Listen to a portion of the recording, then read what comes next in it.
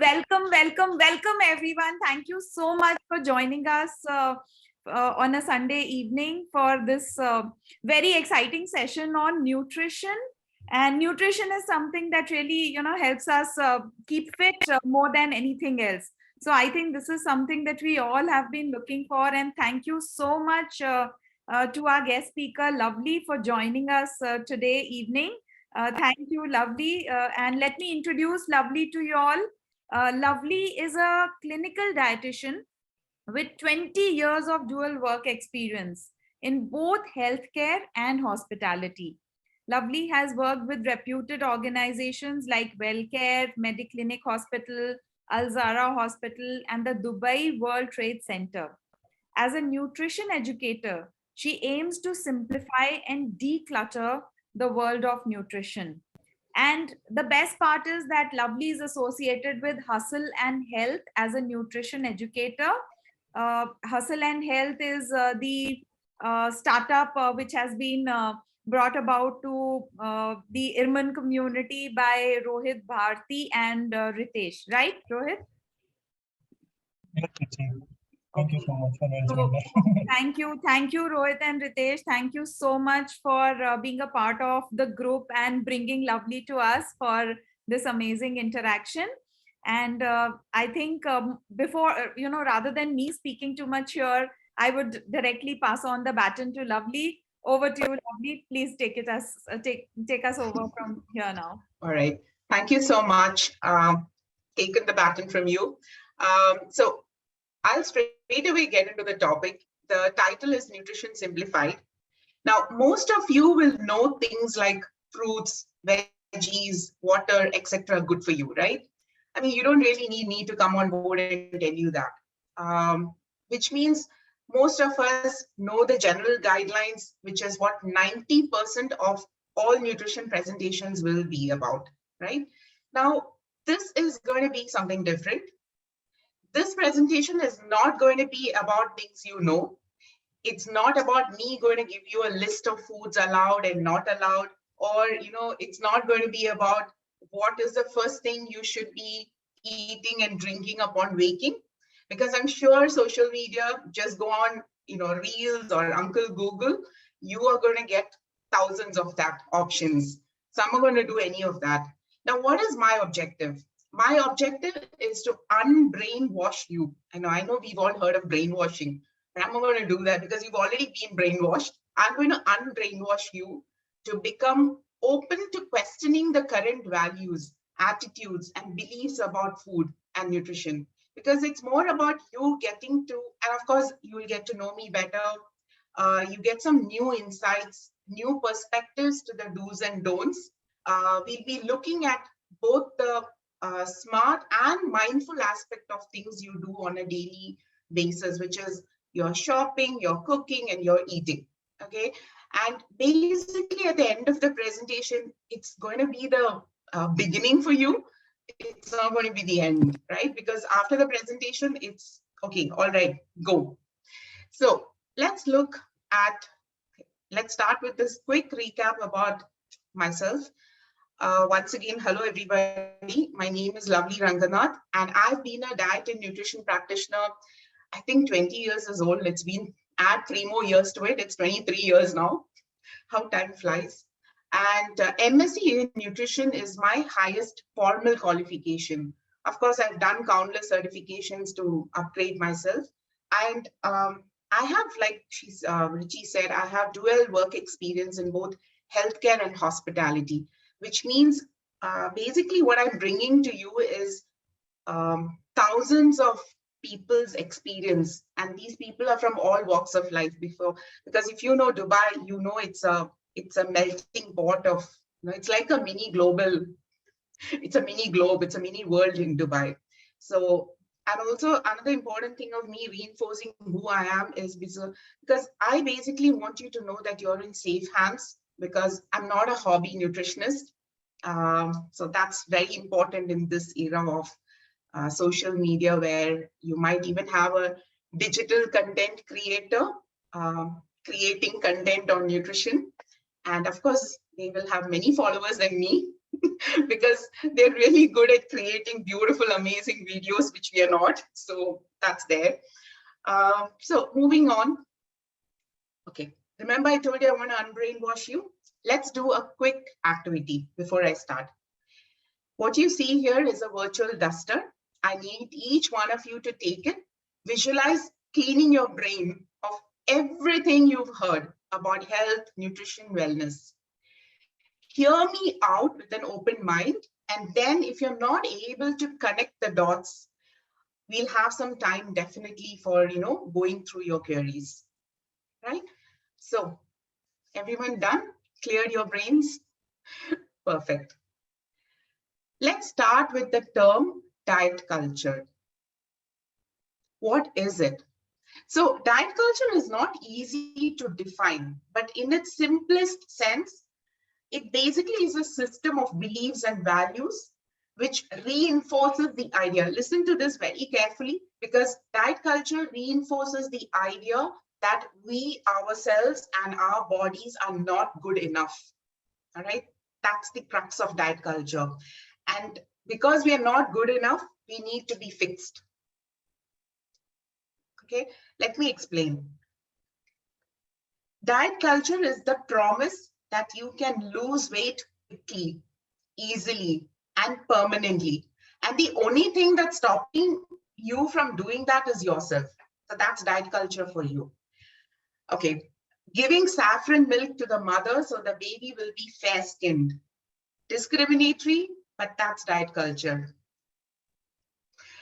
Many years back, you would think, if you look at this picture here, many years back, you would think the image is of an overweight person thinking of losing weight, right? It's natural for us to think that way. But would you believe it if I tell you now it's actually a normal weight person considering themselves to be overweight?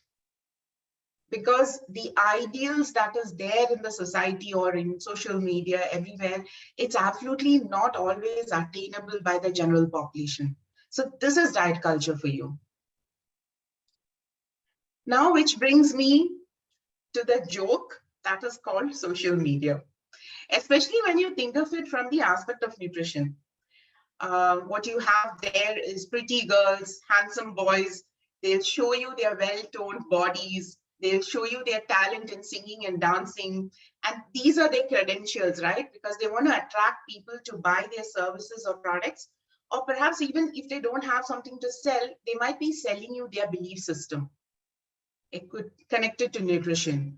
And of course, we also have quacks posing as wellness experts, sharing myths that will appeal to our love. We as humans, we don't like anything different. We want to stick to things that are natural. We like the word natural. We kind of love hearing, oh, this is grandma's wisdom. Anybody who glorifies our grandmas, we feel they are really good. So it's all appeal. Like you have turmeric, you have green tea, you have millets, Himalayan pink salt. They're all beneficial. See, I'm not saying these are not good. Definitely they have their uses, they are beneficial. But somewhere, are we also not understanding that drinking a cup of turmeric milk will not neutralize the pack of cigarettes someone is smoking? And we somehow not, we don't tend to focus on the cigarette smoking or the alcohol. It's all about these specific foods we want to glorify, we want to demonize. So what is the next thing that's there? You also have vegans fighting the carnivores. You have modern medicine fighting traditional medicine.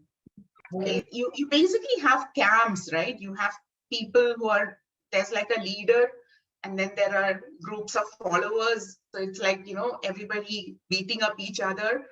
You will find people telling you to drink water. I'm the one who will tell you to drink water. But then there'll be many others who are making a huger impact on your thought process by saying, oh, you can't just drink any water. You have to drink alkaline black water, which is sourced from the mountains of Switzerland, and it's promoted by celebrities. Or, you have to sit and drink water. You shouldn't be standing. You should be drinking room temperature water. You shouldn't be drinking cold water. Someone's saying hot water. The digestive system is being celebrated as something that is not useful at all. So eat breakfast, but then suddenly you have like, don't eat breakfast, you have to go with intermittent fasting. So anybody could be doing this, right? It could be doctors, it could be your best friend who lost weight, it could be your favorite star, what they eat in a day. Basically, it's never ending, right? It's never ending. And all you need to do is just keep scrolling, and you're going to get all of this.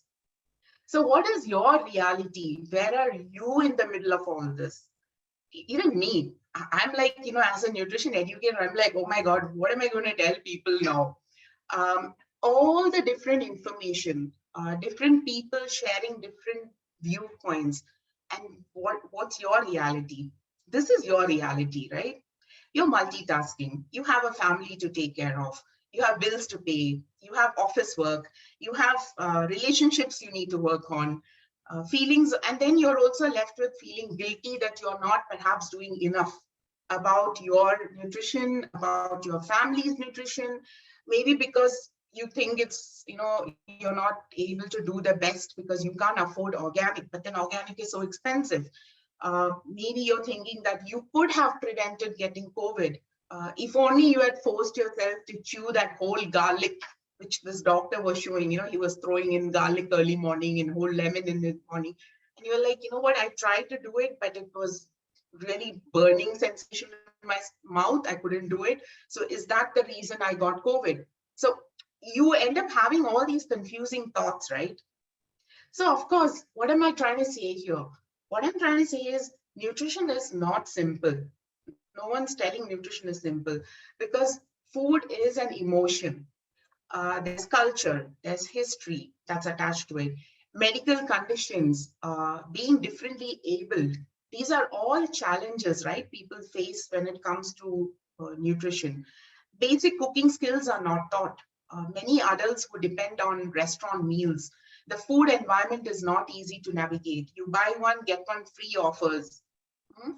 And all of this, add all of this, and then you have the confusion from social media.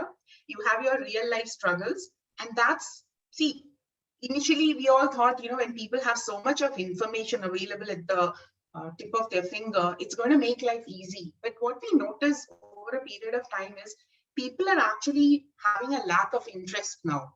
The motivation level is really down. They are not able to make the behavior change we initially thought they will be able to do, because of all of these factors acting up. What we're going to do next here is we're going to take a step back, look at the world, because this is when you get to see the truth that nutrition is both powerful and it's also powerless, right? Now, if you take I live in Dubai, I've been in Dubai from my childhood. So if you take the case of the blue collar workers in Dubai, they are the ones who are responsible to make the city one of the most in-demand tourist destination, all right? But a balanced diet is not their reality. They don't get the meals we get to eat. And I've always wondered how they get their energy on a daily basis. I've also, like I said, because of the vast number of people I've come across in my experience, in my years, I've seen super rich people deeply stressed and ill, though they are eating farm fresh food. I have seen bodybuilders eating the same food every single day. They measure the food, to the gram. And I've seen them changing their physique and winning competitions using the science of nutrition. We've all seen astronauts eating from tubes. Okay. At any given time, if you look at the world, you're seeing billions of people eating varied foods, following different diets. Take your own case. You could very well be somebody who grew up in India, studied in Canada, worked in Dubai, and you're going to retire to Australia, for all you know. That could be a reality for many people. So what is the whole point here of me telling this?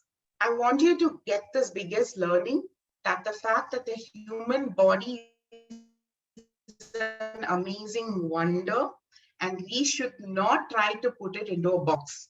All right.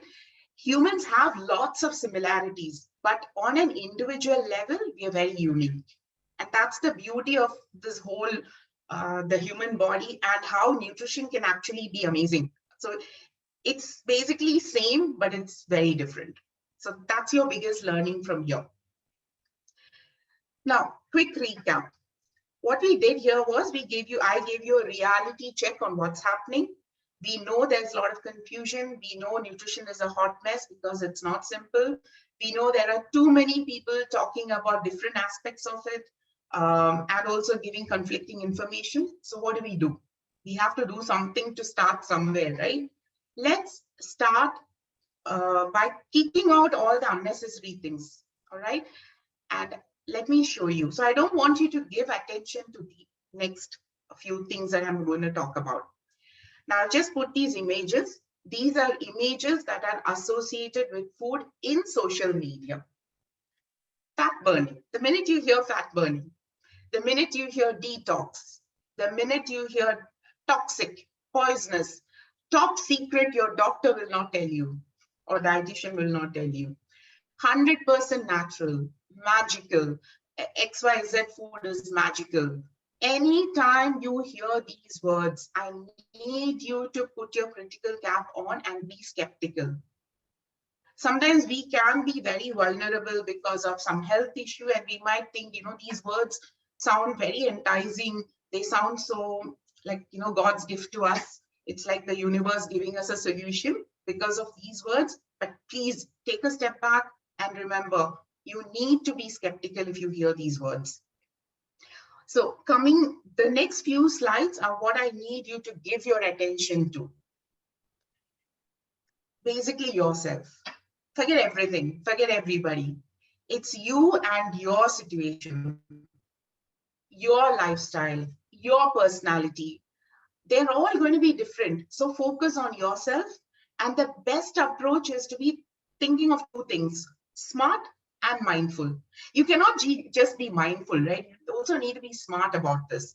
And we are looking at 3 areas which are connected to food. That is shopping, cooking, and eating.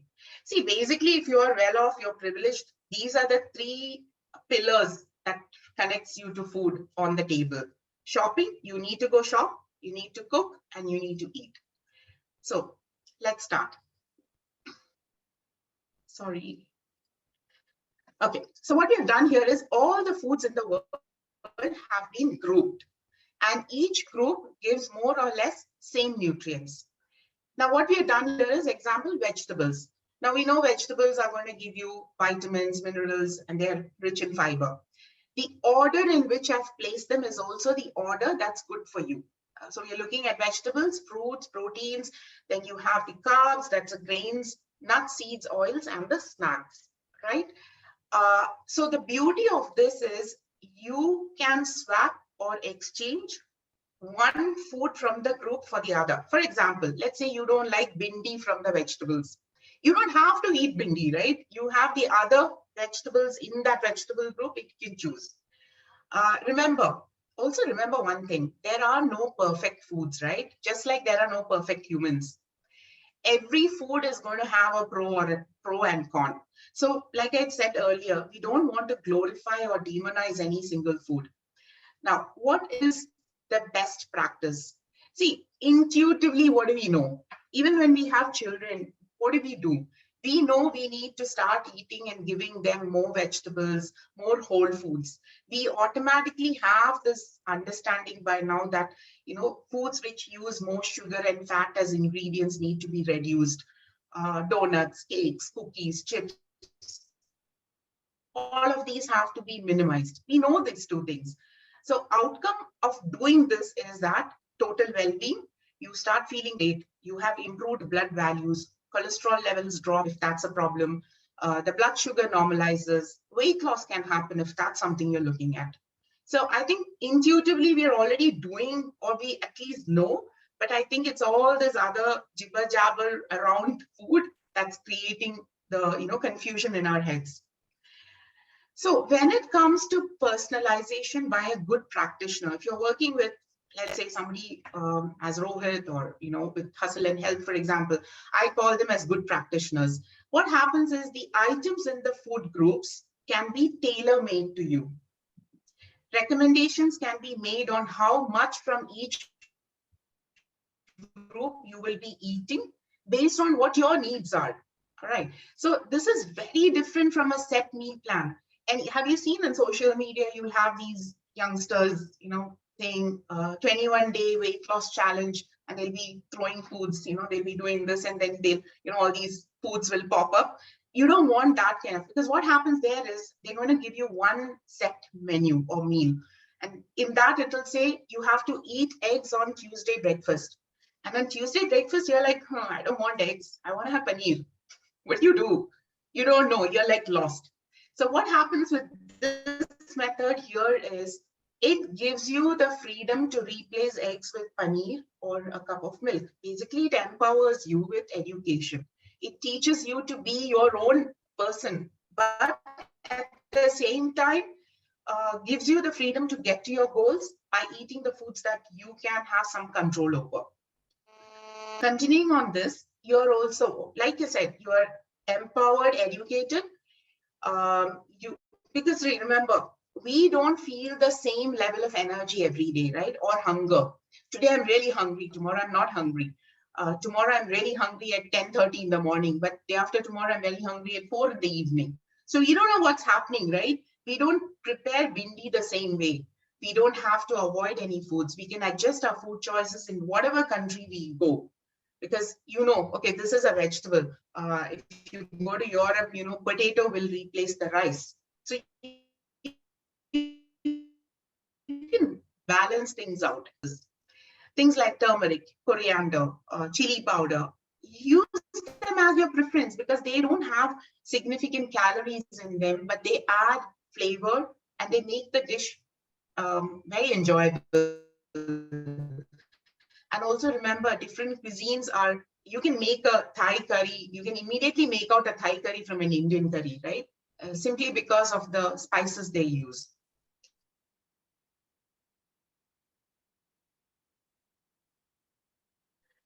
So let's move on to shopping. Is you will use that same food group list, which I showed you in the previous slide, while you go shopping. And shopping, remember guys, is connected to money.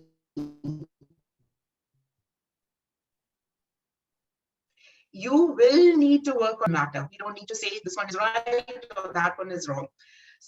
You can be super rich. You can fly organic avocados from Mexico, or you could be somebody who's buying the grocery from an online supermarket or from the local vendor who goes around the colony with his trolley, or you could be doing your own gardening.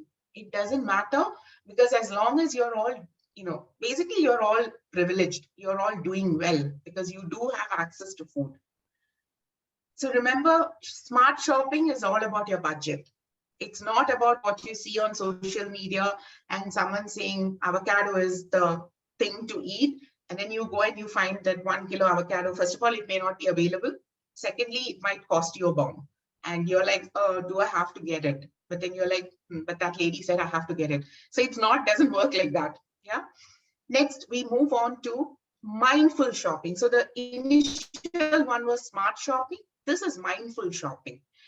Don't invest your money on these products, right? Because you buy a bulk of this Maltese because there's a special offer. You get it home. Somebody in the house is going to eat it. It could be you. It could be your diabetic dad. It could be your kids. So there what happens is the food environment becomes hard, right? You need to make an informed decision. You need to find the middle ground. Now, remember, we're not talking about becoming too fanatical about it. Let's say there's a birthday coming up. Perhaps the special offer would make sense to get.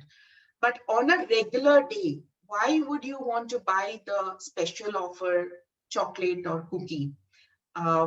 You have to think twice about it, be mindful and make the right decision, because this is where the mindfulness comes in. Again, when you go shopping, it's good to be aware of tricky marketing, right? Because be critical in your thoughts. If it looks too good to be true, there must be something more to it. You get a pack. By the way, I have that rice at home. That cholesterol free doesn't really connect with me. and it shouldn't connect with you.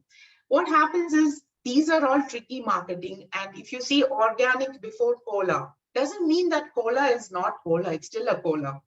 Or you see low calorie ice cream, it's still an ice cream. So none of what is said should be taken as a license to eat unlimited.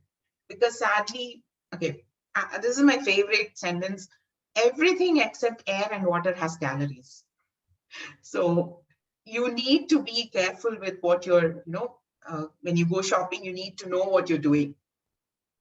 Next, we move on to the second, lest we finish with shopping, we go on to cooking. Tweak your recipes to mindfully use oil, coconut, butter, ghee. One tip I can give you that you can start right away is you stop pouring oil from the bottle. I think we are all guilty of doing it. We'll have somebody in the family who's doing it. They'll take the can of oil and they just pour it into the, the vessel that's for cooking. Use a measuring spoon. As I mentioned earlier, spices need not be restricted. It's just the oil. I'm not saying go oil free.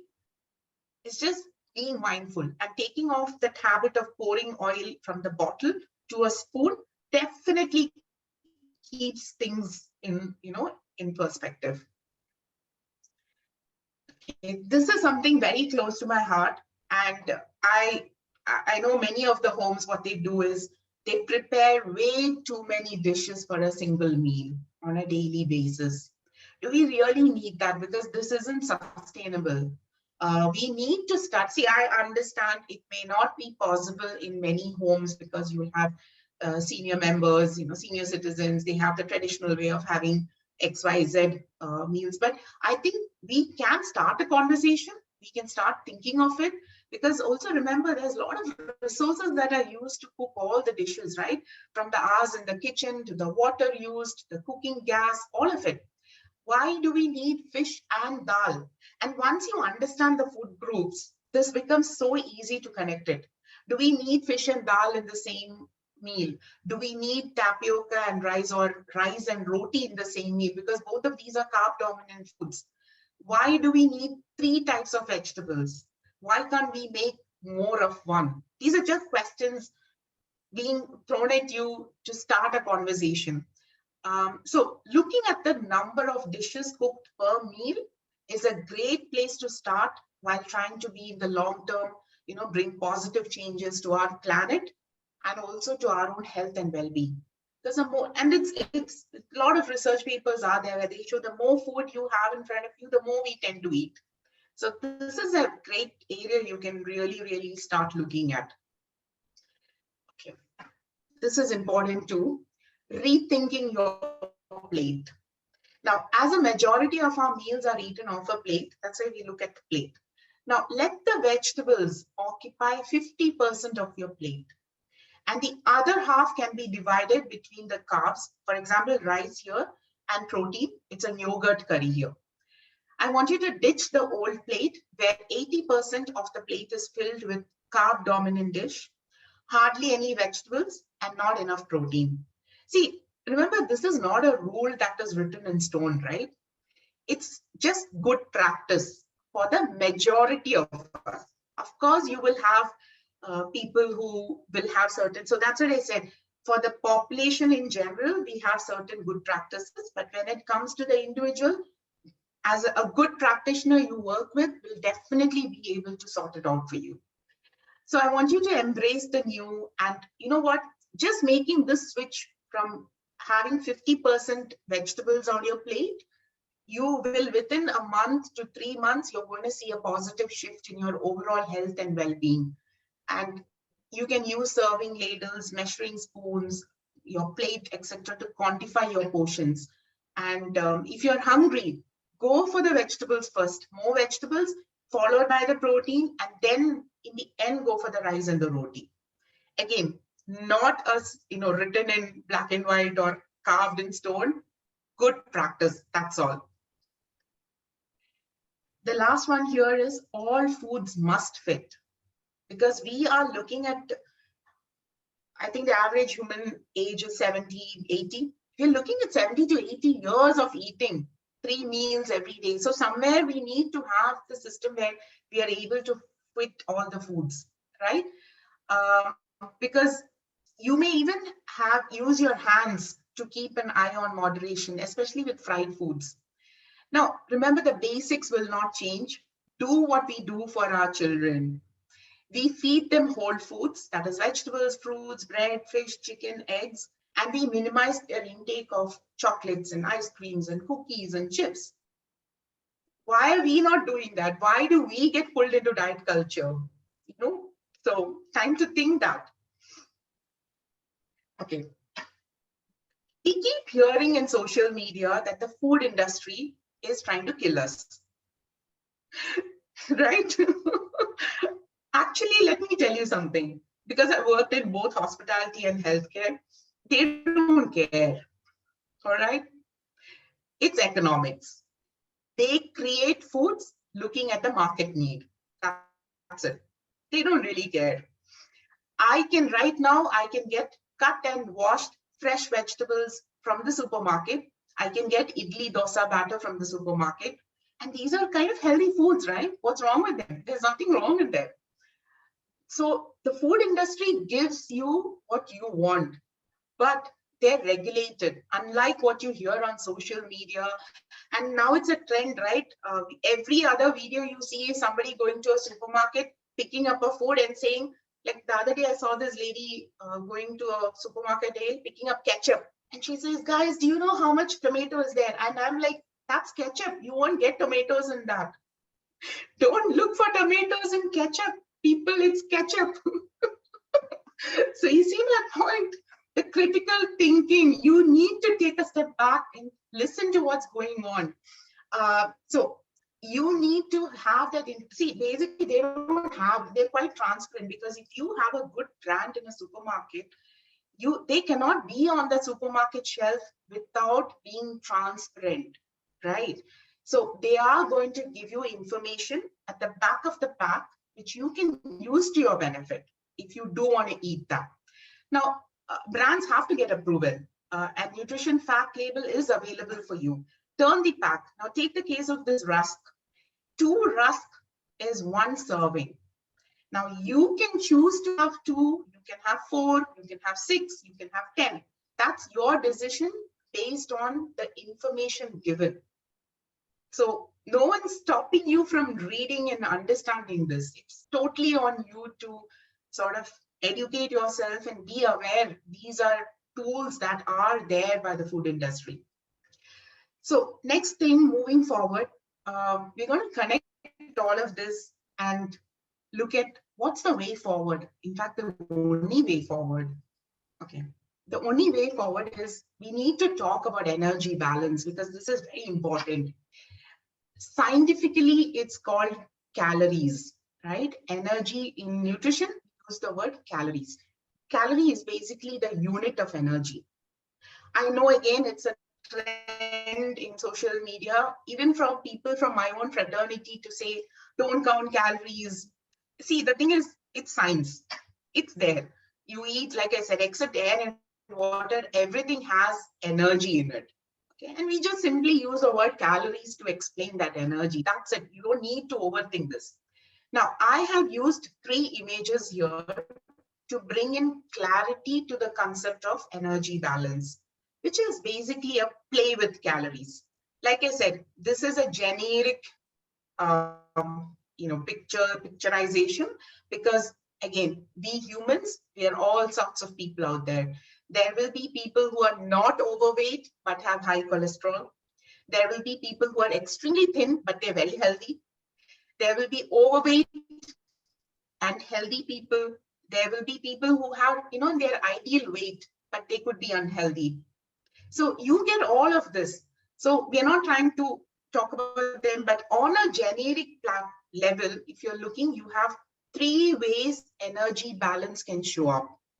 Number 1 is calorie maintenance. That is energy maintenance, which means you are nourished in line with your needs.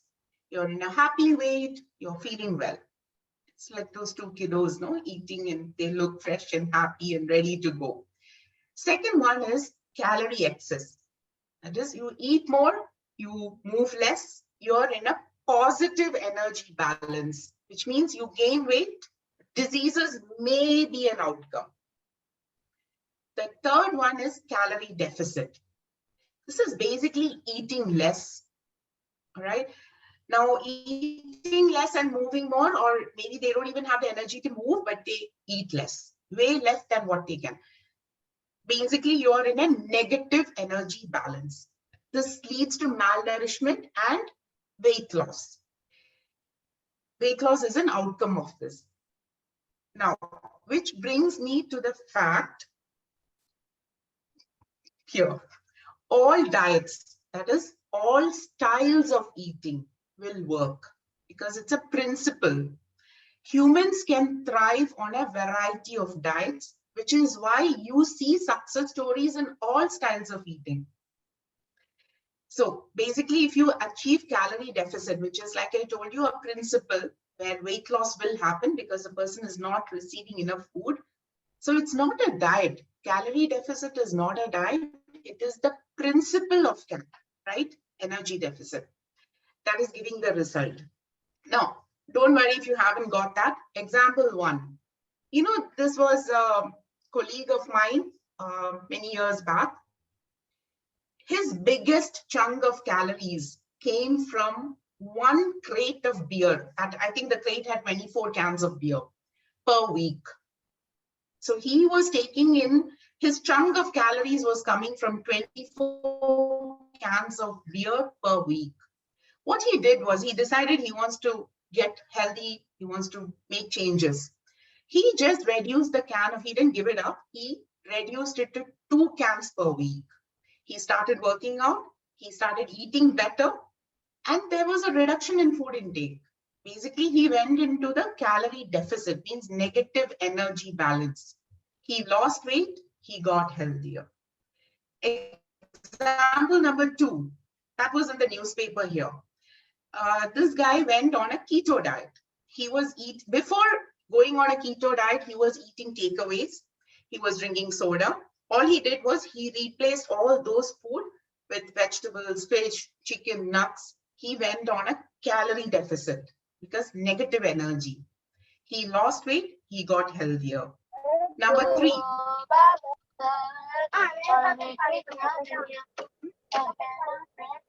Okay. So number 3, she was a client of mine many years back. She was from Nigeria. She worked with me. She ate regular meals that she was preparing for her family, but we portion controlled it to suit her goal. Her goal was to lose she had delivered a baby a year back and she had put on weight. She wanted to lose that. So we portion controlled it in keeping in mind her requirements. She was a very busy mom. She just portion controlled her regular meals. She went walking. She lost weight. She got healthier. The 4th example is raw food diet. She was having a standard American diet of burgers and fries, went into a calorie deficit because she went into the raw food diet. This is again from Google. I just randomly picked up this person from Google. Lost weight. Okay. Right. Okay. So what do you think is the most preferred one from everything? From all the 4 options, the most preferred one is obviously the 3rd option, right? Because that is what is sustainable. So the whole point of me showing you these different things is you get to choose what is doable for you in the long term. It has to be sustainable. You don't want to get into a diet plan which is not sustainable, which cannot be, which is going to make you choose completely different things from your family, which is going to put you in a dilemma when you're going out into a social environment. So that is the whole point of choosing something that is sustainable. Whatever your option, whatever your goal is now, whether it be weight gain, weight loss, getting your cholesterol down, getting your diabetes under control, anything, you have multiple options, and we humans do thrive in many of these different diet settings. So it's all up to you to choose what is best for you. So the whole point of all that is to explain to you, when you're looking at diet, it's your diet in totality. It can never ever be about any single food on its own. I thought I'll pick up mango because every mango season you will have people asking if they're not bad for weight loss per se, right? If the amount you eat is within the recommended calorie deficit. And excess calorie intake from not just mango, you could be eating excess of all the foods, and it's going to, sort of stop you from losing weight. So you have to understand it's interesting because see, if you transport, let's say I'm having 3 good meals, I've got somebody to cook for me. Oh, let me explain. Recently, when the situation happened in Ukraine, the children, I had a friend's son who was stuck in that. I think he had a situation for about 2 weeks. The food was minimal. He was only getting bread, large stacks of bread. That was all he survived on, bread and a little bit of water or something like that. He lost 10 kilos during that 2 weeks. By the time he came home safely, he had lost a lot of weight simply because he went on calorie deficit, right? And so bread is not the enemy. If you look at it from a one food perspective, it's your diet in totality. And this is something which you guys need to understand. Now that you know it's not your diet in totality, you also need to know nutrition on its own is also not powerful, because it has to be combined with other areas of self-care. So drinking water, moving and finding a physical activity that you enjoy, working around, if you have a sedentary work, how do you work around that? You need to place systems and habits in place which will allow you to sleep better, manage yourself around, manage yourself and your emotions around stressors. We always will have some, irritating relative who walks into our life and, really irritates us. We need to know how to manage ourselves around that situation. So these are all areas that are going to help you. So I think I'm almost done. I need to recap what we've gone through, just for you to rewind through the whole process. Number one, we need to look at the bigger picture. There's no such thing as a perfect food or perfect diet. I need you to think of yourself, your budget, your preference, your culture, your family dynamics, your stressors, and so on. Remember the 3 pillars to eating well: shopping, cooking, and eating. You need to have 2 aspects to this: smart and mindfulness.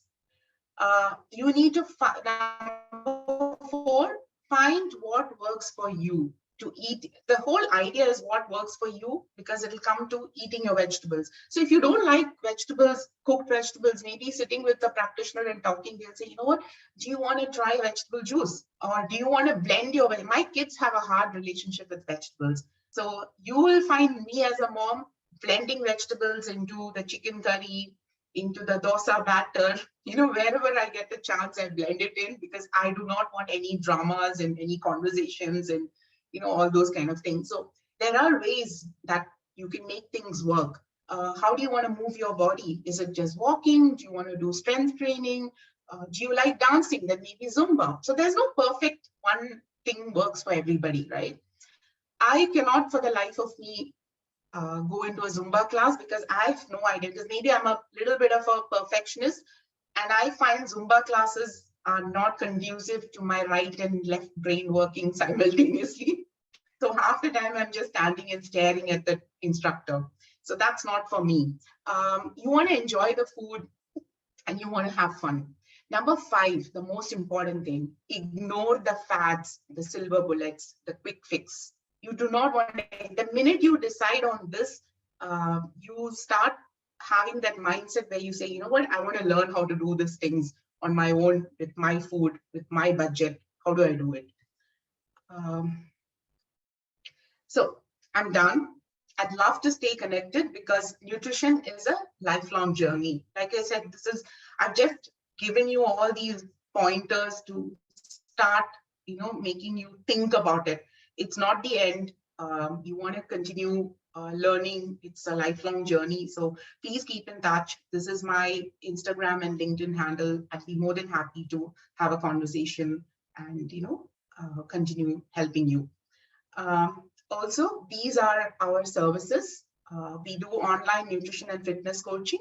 There's nutrition workshops for closed groups, organizations. There are many more topics. Even, for example, label reading, we could do a simple workshop on that. Fitness challenges for closed groups and organizations. We also have a mindfulness and mental well-being coaching and workshops. Of course, happy to say that the team will be happy to take you through a free 30-minute consultation to move things forward. So if any of you want to, you're sitting and thinking like, what do? I really want to start the process. This is your free 30-minute consultation to get going. So keep hustling, stay healthy, and let's talk. Listen, I don't just want questions. I also would love you to share your thoughts, your experiences, because we have a good time to, 10 to 15 minutes for that. So shall I stop sharing? Yes, lovely. Okay. So what I'll do is we have 1 or 2 questions on the chat. For a warm-up, I'll begin with that, and then maybe people can start unmuting and have, if they have further questions. So our first question is, how frequent can we order from Swiggy and Zomato and remain healthy? Okay.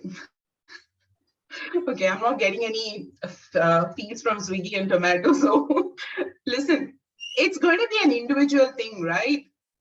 Because I do not know anything about this person who asked this question. What are the other meals you have? How active are you? Are you sleeping on time? What are you ordering? What do you like ordering from Swiggy and Zomato? See, so that's my point. If I give you you can order twice, you can order once, it won't necessarily be the right answer for the person who's asked.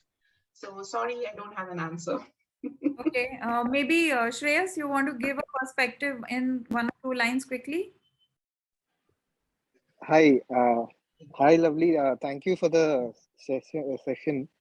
My query actually comes because most of the time my parents are not at home, and then I end up ordering from Swiggy and Zomato because I don't know how to cook.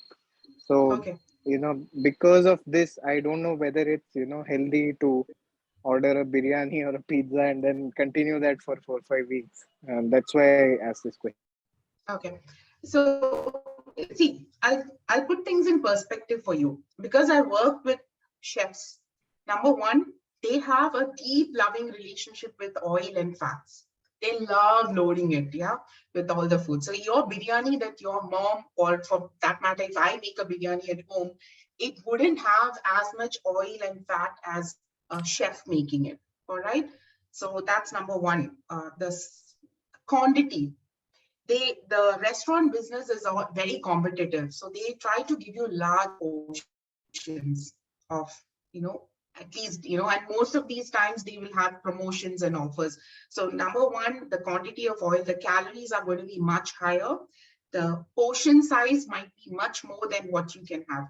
My approach would be, what kind of foods are you choosing? So if you're going to choose a biryani, that's going to be more rice, because the other day I did an experiment at home. We got a biryani from a restaurant, and usually we would tell a client 150 grams of cooked rice. That's, let's say, a cup of cooked rice. The biryani I got from the restaurant had 600 grams of cooked rice. So it was more of a rice biryani. And there was just like 2 tiny pieces of chicken. So the protein content in the biryani that you buy is good, because it's also a business, right? They would give you more of the less expensive ingredient, which is usually rice.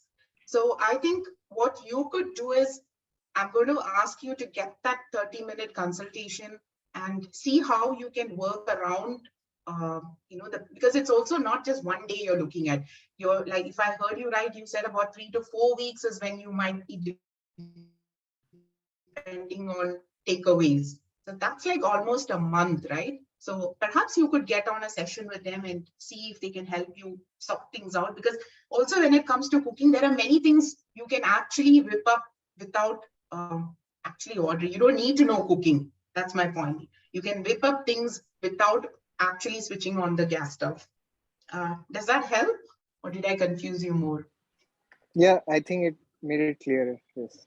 Yeah, there are ways. I may not be able to give you all the suggestions now, but if we can sit and talk, definitely it can be done. You don't need to know cooking. We can do things where you can whip up things without really doing much cooking. Yeah.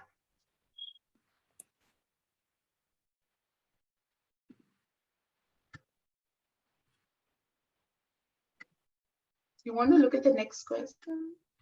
Yeah. So the next one says, Maggie, is it harmful? How frequent and what quantity? Is it okay for children? Can a 2-year-old have? So a 2-year-old actually will eat all the foods that the family is eating.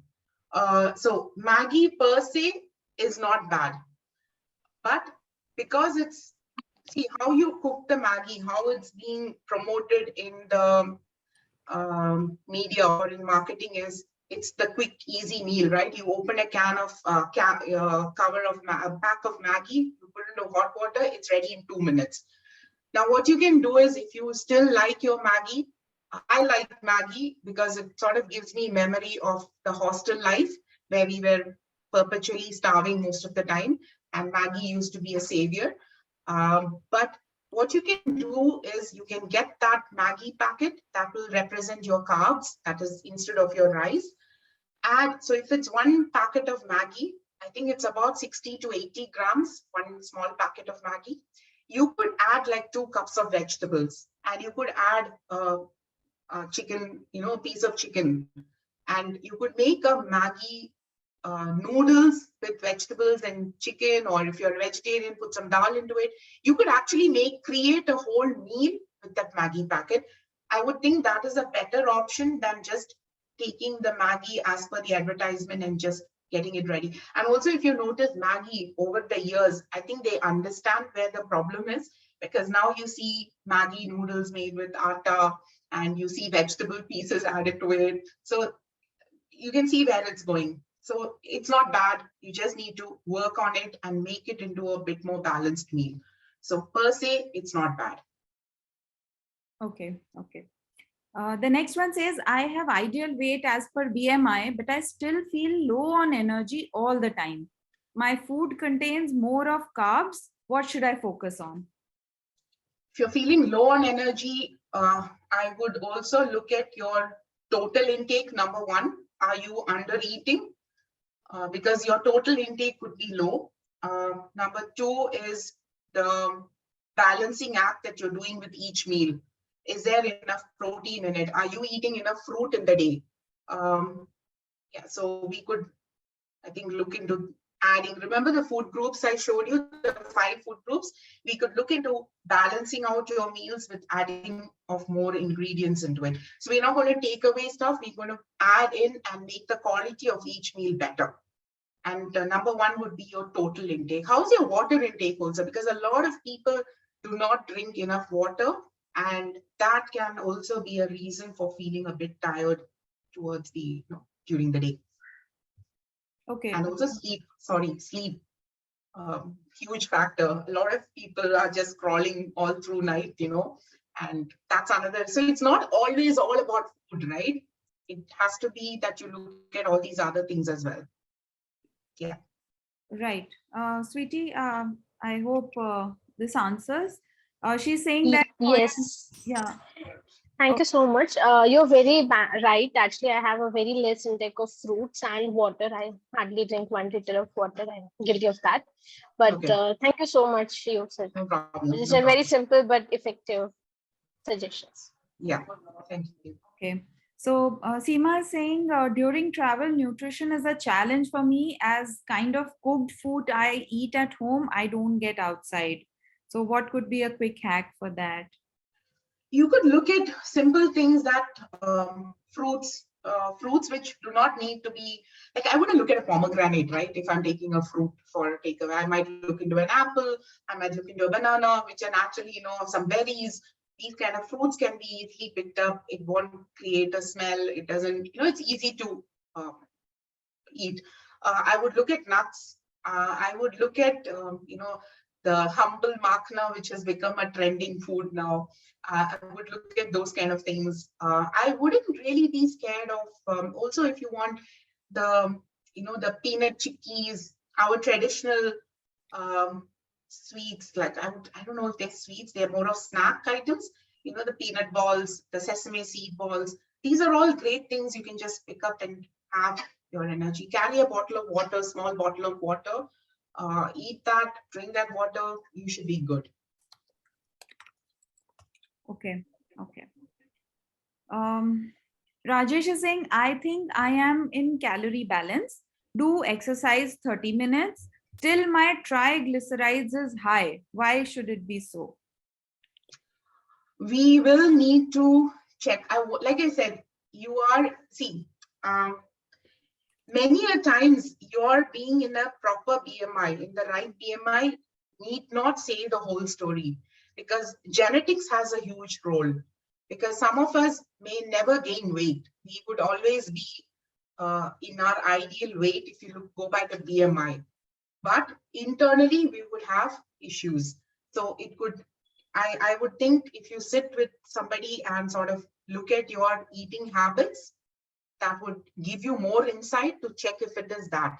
Because like I said, we come in all sorts of different, combinations. My grandma, rest in peace, she's no more. She was in her ideal weight. Everything was perfect, but her cholesterol used to still be a little high. And I remember the poor thing used to drink, curry leaf water, and she used to work out a lot. I mean, walk and move around a lot, but her cholesterol was never low. And then it came to a point she was on a small dose of medicine because the doctor said, listen, this is genetics. After certain, that was happened to her in her age of, I think she was 75 by then. And the doctor said, listen, now it's time for you to have the small dose of medicine because this is also a genetic thing that's happening. But in your case, right now, we just need to sit and look at your diet, because going with your BMI is not an indicator to understand whether you're doing everything right. I hope that helps. Right. Okay. If you have a further question, Rajesh, maybe you can explain here itself. Till then, I am just moving into the next one. What are some budget-friendly food items that caters to health and energy-rich diet? I don't cook for myself, and my work life only allows me to shop once a week. If you could suggest some items that we must add to our cart. So you want budget-friendly foods? Definitely, I would go seasonal. I would go to the supermarket, look at all the fruits kept in the supermarket, pick out the cheapest fruit, because that's what will be the seasonal one that's locally available. So that automatically becomes budget-friendly. If you are a non-vegetarian, I wouldn't be scared of using foods like canned tuna or canned foods. I wouldn't be scared of them, though there's a lot of publicity against it. But these foods are very handy. I would definitely look at, canned foods. I would look at, like I said, nuts, fruits, these small containers of plain yogurt, bottle of milk, breads. You could look at peanut butter. These are all things you can pick up from the shelf, right? And they're not, so you don't want to look at fruits, vegetables, meat, which is coming exported, because those are the ones that are going to cost you a bomb. You can just go local. Like here in the supermarket, you will find tomatoes for 2 dirhams, and you'll also find tomatoes for 7 dirhams.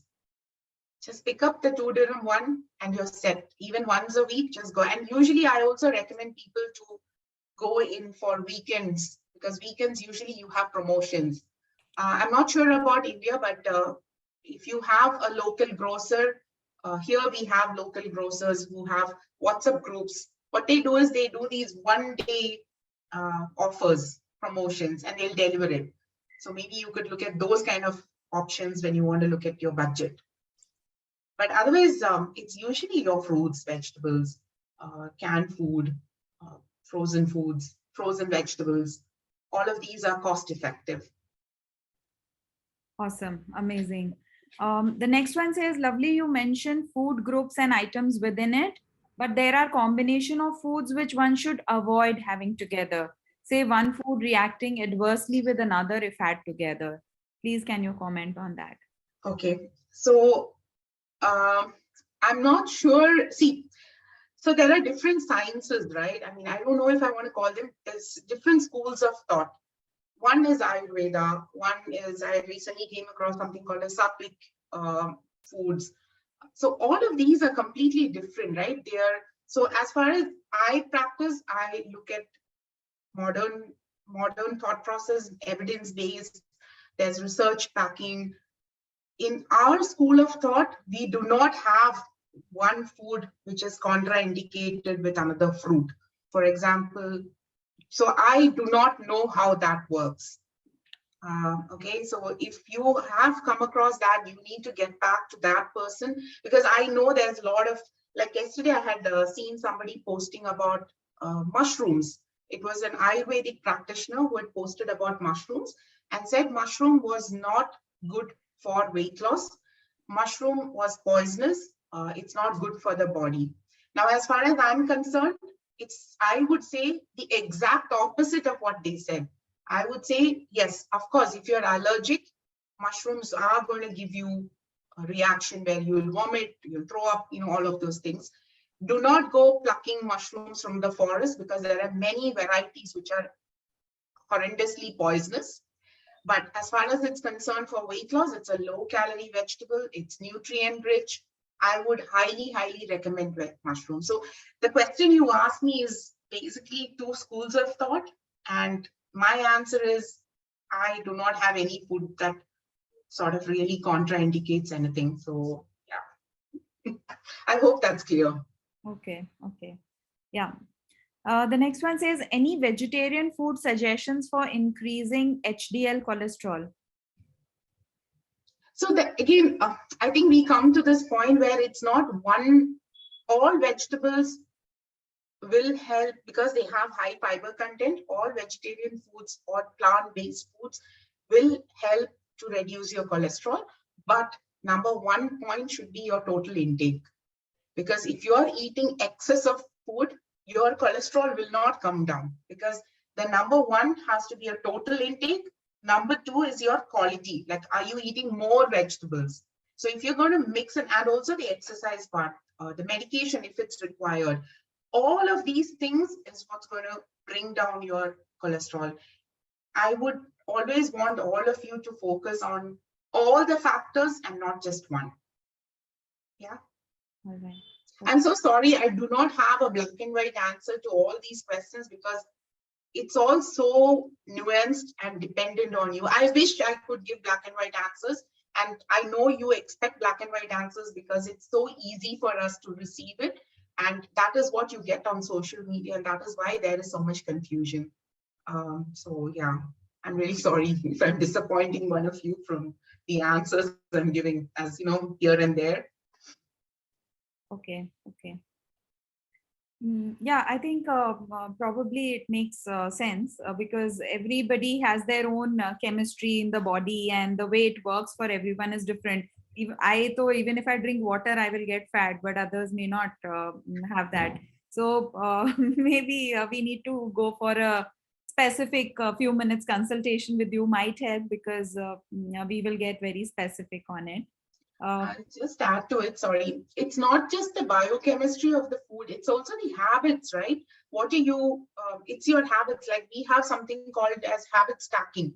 So I usually have people who say, oh, I keep forgetting to drink water. All right. And what we do is we help them to put the habit in place. So one of the things I gave one of my clients long back was, I said, what is the first thing you do that you do every day? And she said, after going to the washroom, she would put on the kettle on. She would switch on the kettle for a cup of coffee. That coffee was always there every single day.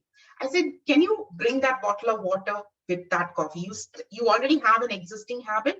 Can you bring the water with that habit? So we call it a stacking. So she said, yeah, that I can do. I said, while you're waiting for the kettle to start, and the coffee to brew, why don't you drink that glass of water? And that worked beautifully. And then through the day, we kept, plugging the water into each habit through the day, which she knew she will never not do. So I think it's not just about the chemistry, it's about being practical about your environment and how you can fit things in. Sure. Lovely. Do you have any comment on the palm oil being used in like all the packaged foods these days, palmolive oil, and as compared to any other oil, sunflower oil and all that? We get to read a lot on that these days.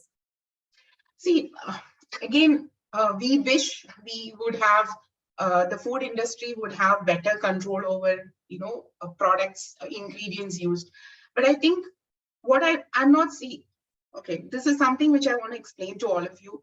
There are 8 billion people on planet Earth right now, and food insecurity is a real problem, right? Now, not saying, so all the ingredients that are used in packaged foods are approved by international bodies, all right? Any additives, any colors, the E numbers, E300, we are scared of these because we have been told palm oil is bad, palm oil, this is bad, coconut oil. Remember long back when fat was the bad guy and then it became the good guy, and now sugar is toxic. All of you need to take a step back. If you're worried personally about a certain ingredient in a food, do not use it. Simple. Everything you see in the supermarket is not for you. All right. There are many people out there. So even when you go to buy oil, there are different priced oils. There are sunflower oils, there are virgin olive oil, cost you a bomb. You can get that if that's affordable, good on you. But do not shame food. I don't want anyone to get into food shaming, because everything that is in the market is approved by international bodies. Of course, I'm not saying it's a perfect world.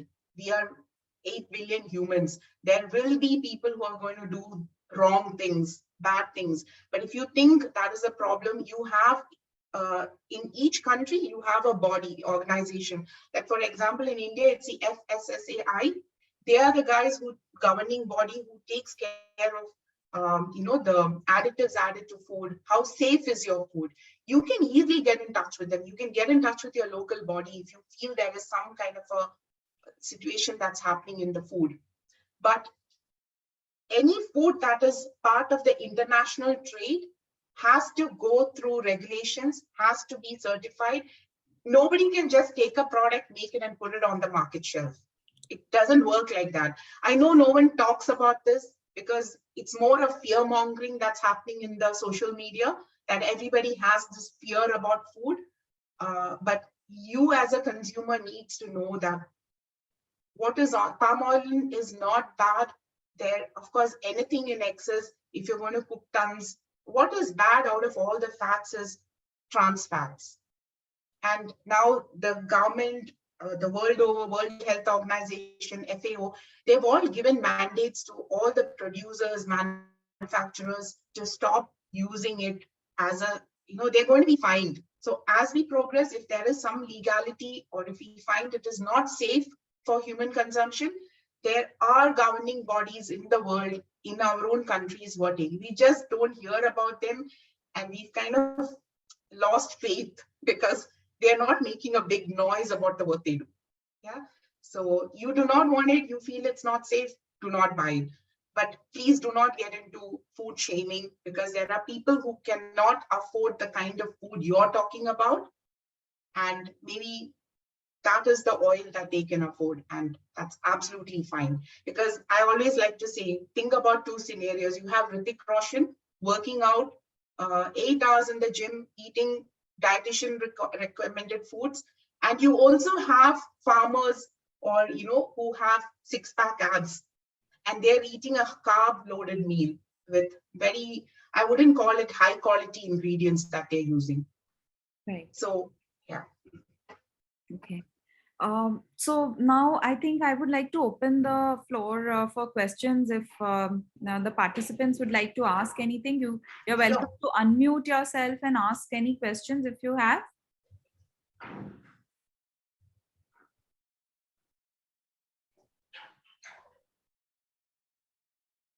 Hitesh, Manish, Manjeet, Neha, Priyadarshini, Rohit, Shafali, Shilpa, Shreyas, Soumya. I think they got the idea. This lady is never going to give a straightforward answer. Hi, lovely Manjeet here. Hi, Manjeet. Hi, Richie, and everybody else. I just have one question. At times, all part of the body is not of yours is not strengthened. Are there any specific food or nutrition which caters to it? Could you Like repeat back, that? like back is a common problem with all, right? Oh. Backache, which is a normal problem which is around for everybody. Is there any food which typically caters to that or better for that? No. So, like I Or said, anything to be avoided? so again, number one is if you're overweight, that means obviously, you're carrying excess weight. That is a burden on your bones and your system. So that is something, losing weight is a good option. Number two is the sitting posture itself. Take a look at the chair, that you're, so there's no particular food. It's your total food intake. Of course, your food intake should move more towards the vegetables, the fruits. Like I explained, if you're looking at a plate, you could go 50% vegetables on the plate. A little, the other half of the plate would be carbohydrates and protein. Eat a fruit after that. Have enough water. So make sure your weight is being dropped, because if weight gain is a problem, then definitely you're going to have, backache, and it's just going to aggravate the situation. Number two is being logical about the sitting posture itself. So again, I know it's very hard with what we usually tell is, we tell clients to drink enough water on their table. So when you drink water, you need to take a leak. You're going to get up from your chair and go for a walk to the washroom, take the longest route, maybe, do some stretches. See, these are all easy to say, but I think the mindset and the system has to be put in place to actually implement it. Yeah, so there's no specific food per se for back problem. It's does fiber works better with it? More of fiber? Fiber as part of your diet will definitely help with weight loss and cleaning your bowels and getting a better gut health. Why? Because so what happens with fiber is, when you're talking about fiber-rich food, you're talking about vegetables and fruits. These are the only foods which has fiber. You will not get fiber in chicken, or you will of course get it in dal and all that, but you will not get it from the non-vegetarian food fiber. So what happens with fiber is it fills your stomach for a longer time. So think about it. If I'm giving you a bowl of vegetable jalfrezi, it needs more time to chew, right? Or if I give you an apple to eat, it needs more chewing time. You need to chew that. That's because there is also the fiber in that food. So yes, definitely the fiber. So I think what I explained before, right? That order of eating, when we choose the food groups, we look at the vegetables, we look at the fruits, then we move on to the proteins, we move on to the carbs. If you look at that order, all of these things will get sorted out. Yeah. Right. Is that clear, Manjeet? Yeah, perfect. Thanks, lovely. No problem. Yeah, I think Lovely is giving lots of lovely answers. Thank you. I was just trying to add some more twist to your answers. Like, I've been eating with a very controlled diet, like nuts in the morning, a cup of milk, Sure. having half of my salad in the lunch, one chapati and dal. And are you happy? I'm very happy, but my sugar keeps on going up. So see, if your blood sugar is, are you on medicines for the sugar? No, Like, no, not so far, but now I think if it remains for some more time, then I'll have to go. okay. Have you worked with a dietitian? Yep. Okay, you have. So Yeah. why don't you go back to her? And if you worked with a dietitian, because I'll tell you why I asked, have you worked with a dietitian? Because in all my life, I've seen more people with diabetes who've never met a dietitian. So I'm happy you've done that. I would definitely go back, maybe relook at somebody else if you think it's not working with the same person. Look at somebody else to relook, and then go and meet the doctor as well, because I wouldn't delay the process of meeting the doctor. Like I've been eating the gluten-free diet as well, like no atta, only jawar. So see, that's another thing, right? Misconcept that people have. When you replace atta with jawar or ragi, you feel automatically over. No, for blood sugar, it is again your total food intake. And the quantity remains well under control. So how high is your blood sugar right now? Of late is going high. Is it in hundreds, 200s? No, I measure in that Okay, fine, HbA1c. fair enough. So I think number one, I think you should go back to the doctor. If you've already worked with a dietitian and you feel your diet has been looked at, I would suggest you immediately go and meet a doctor, because what happens is, as we age with every day, our system is also changing, right? So what worked for us a few days back or a few weeks or few months may not work or show the same result. So finally you caught me on my age. Like I think I'm the oldest one in this group right now who is attending it. I might be the second oldest, so don't worry. Every time I see a 20-year-old, I'm like, I can't remember the last time I was 20, you know, I'm that old now, so don't worry about that. Okay. So please go Thanks. meet your doctor, please. Thanks, lovely. No problem. All right. Do we have any more questions? I am really amazed to see that we have a lot of people still on the meeting, even after so many questions. So I'm sure we did very good in the session as well as the Q&A. Great.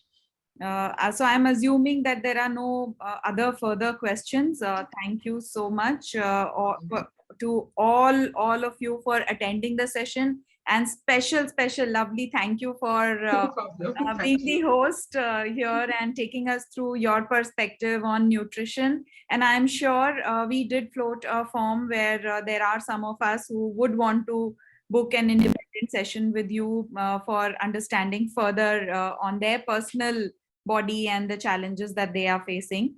So I will also share further details with the group.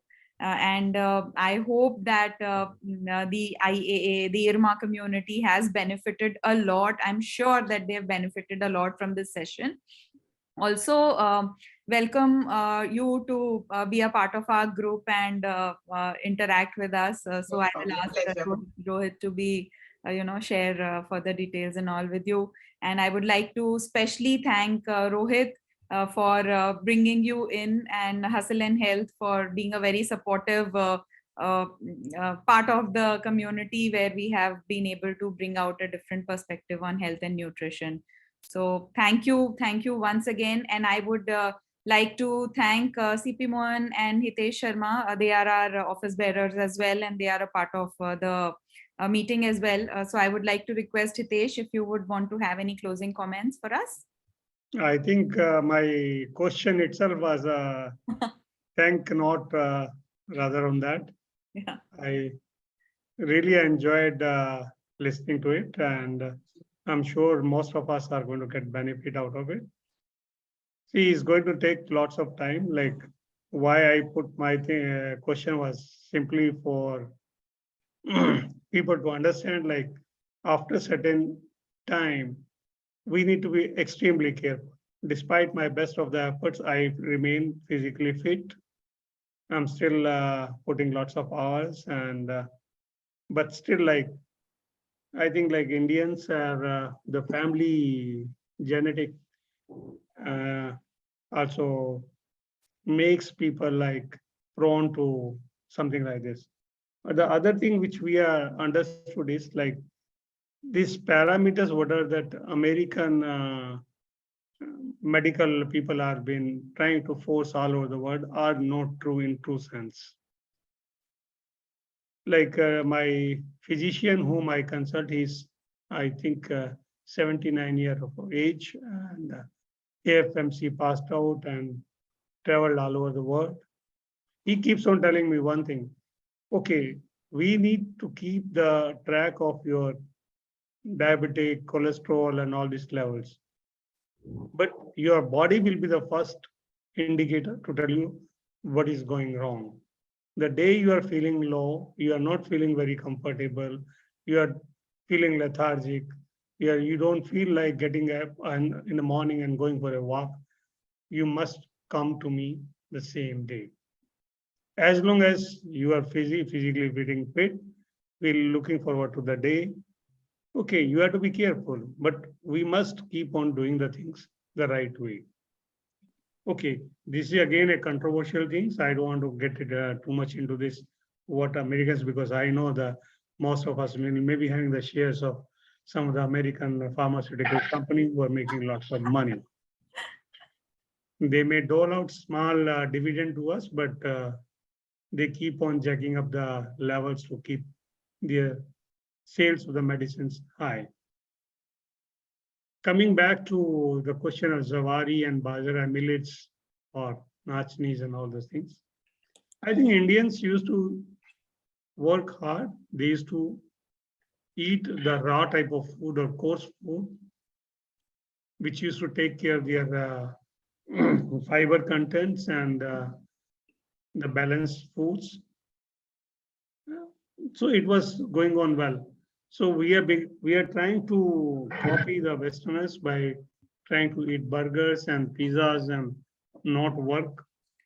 We are having lots of like Shreyas I like, but the poor guy keeps on ordering Swiggy and other Zomato. It's like my kids as well. They keep on ordering like Swiggy and things, but it takes some time for people to understand what's going on. I am very, very particular about the way our system has been going in Indian situations. I think we had a very wonderful way of eating. We used to eat, like if you ask your, I don't know how many people will agree for that, or how many people have the grandpops around. If they ask them, they used to eat twice in a day. सुबह 10 बजे के करीब खाना खाते थे और रात को 6 या 7 बजे खाना खाते थे. This breakfast concept came to India only with the English people. We never had the breakfast. Just look into our books anywhere, be the Gita, Ramayana, or any other old books. We don't have the concept of the breakfast. And now we are going back to the 16-hour, which diet and this diet, this way of eating and that way of eating. I'm sure like we must keep on exploring that roots back and try to stick to what was suiting us. Because when Americans or English people were there, the timings were different. In our case, the timings have been more or less 12 hours, night, 12 hours, day. So it was very easy for Indians to manage that. Whereas in some of the Western countries, the daytime used to be very longer. So they were supposed to eat more. And they brought those habits over here, and we have copied that. That's my personal feeling, but I'm sure I'm only sharing that. Again, thank you, Lovely, for the lovely session we had. Pleasure. Somebody saying something? No. Okay. Thanks everyone for joining, and I'm sure like Richie, which has taken initiative, and Rohit, who has supported us. We'll No, have more it's and more the sessions marketing like that. group, Hitesh. It's the marketing group, Sundar, Shreyas, and me together. It's not. So I'm sure more and more sessions like that, we will like to bring it to the benefit of all Irmans. Yeah. Thank you very much. And thank you everyone for joining, and thank you, Lovely, once again. Thank you, Pleasure. Lovely and Rohit, for being with us. Looking forward to having you again on our. Where you are based, Lovely, by the way? Where's that? Where you are based? Right now, I live in Dubai. Okay. Yeah, but I'm from Kerala. I'm a Malayali from, yeah. That is okay. But we have some more people in Dubai, like, who have been advising us. Okay. Okay. Thank you very much. All right. Take care. Thank you, Ritu. Thank Bye. you, Bye. Thank you, Take Lovely. Bye, everybody. Take care. Thank you. Enjoy. Bye.